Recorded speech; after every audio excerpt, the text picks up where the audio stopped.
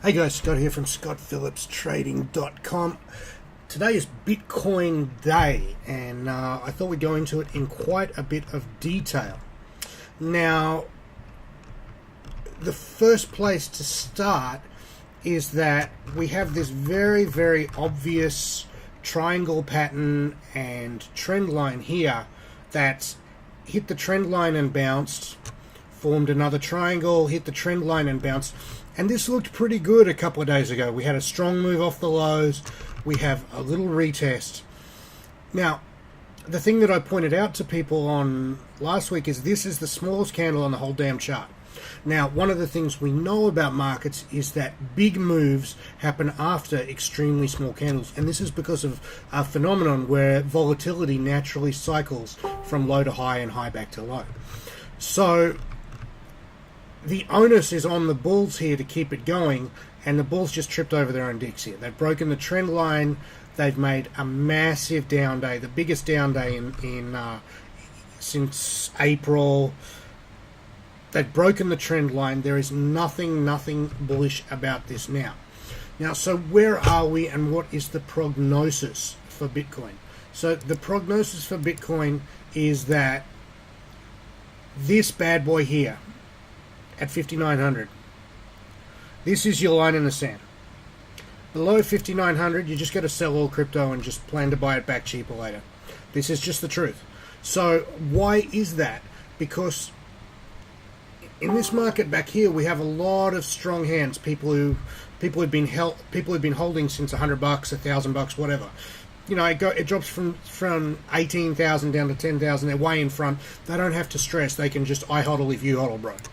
But we have people who bought on the way down, and people who bought here thinking that they were good to go. I actually bought here, and I really thought I was good to go. I'm back about what I paid for things. But if it gets much worse, my buy price is in threat, and I will jump.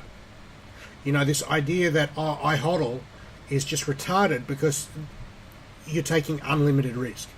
It's just a complete abrogation of your financial responsibilities, and it's based around this idea that it's worked, that Bitcoin's had big dips and it's always recovered before, so it always has to recover in the future.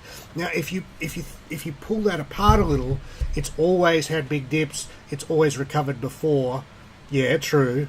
So it always has to recover. No, that's not true. That's fucking retarded. If you think that, you're a fucking moron. Bitcoin last year became a mass market phenomenon. My mother knows about Bitcoin. You know, when I bought my first Bitcoin for $4, no one had ever heard of Bitcoin. All right. So, what happens if we drop below this point? All the people who bought here thinking they got a really good buy. I was very ecstatic at buying here because, you know, we had this strong move up. I'm like, yeah, fucking caught the bottom. If I'm taken out here, the next thread is here. Below here, what do we have? Back to, you know, in the realms of 3,000-ish. Maybe around here, it's going to get really ugly. Really ugly. So Bitcoin has done technical damage to itself here now. The bullish case, which I was very comfortable making and I thought was still in play here, is off the table now. So what happens when the bullish case is off the table? People start selling their positions. What happens when people start selling their positions? It drives it down. Let's look at the 1 hourly chart. And let me show you something about bear market moves. Paint little bottom fishing setups. Like this looks like a bottom, and then it fails. And then it looks like a bottom again, and then it fails. And now it's looking like a bottom again. That one's going to fail. And what happens here is that every time you get one of these, oh, it's a bottom, the knife has stopped, it fucks you. Get a bottom, and then, it fucks you. So the bottom line is that the odds have changed. A week ago, the odds were that we were still in some sort of sideways triangle pattern and we would eventually break up to the highs. This has put that whole thesis in doubt. If we break here, Bitcoin is fucked. Right, guys, that's all.